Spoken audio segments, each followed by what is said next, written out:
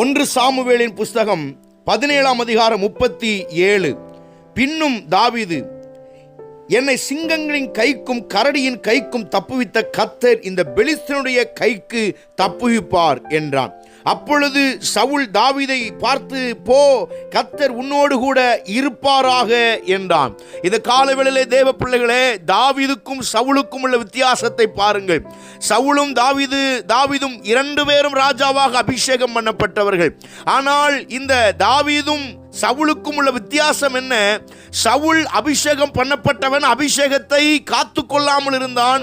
அந்த அபிஷேகம் பெற்ற நாள் முதற்கொண்டு தேவனோடு பேசுகிறதும் அந்த அபிஷேகத்தின் ஆவியை அனலாக்குகிறதும் இல்லாமல் ஏதோ அபிஷேகம் பண்ணப்பட்டேன் என்ற ஒரே சிந்தையோடு இருந்தான்.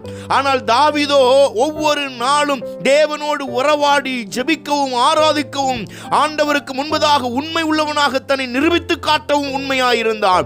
அதனாலே கர்த்தர் தாவீதின் மேல் பிரியம் வைத்தால் கரடியின் கைக்கும் சிங்கங்களின் கைக்கும் தப்புவித்த கர்த்தர் அவன் சொல்லுகிற சவுலின் கைக்கும் கர்த்தர் தப்புவித்தார். இந்த வார்த்தை கேட்கிற தேவ பிள்ளையே, உன்னை தப்புவிக்க வல்லவராயிருக்கிறார். நீ அபிஷேகம் பண்ணப்பட்டதோடு அதோடு அமைதியாயிராமல் அபிஷேகத்தை இன்னும் வளர்ச்சி அடைய, அபிஷேகத்தை இன்னும் மெருகேற்ற, அபிஷேகத்தை இன்னும் கர்த்தருக்கு முன்பதாக மேன்மை பாராட்ட கர்த்தர் உதவி செய்வாராக.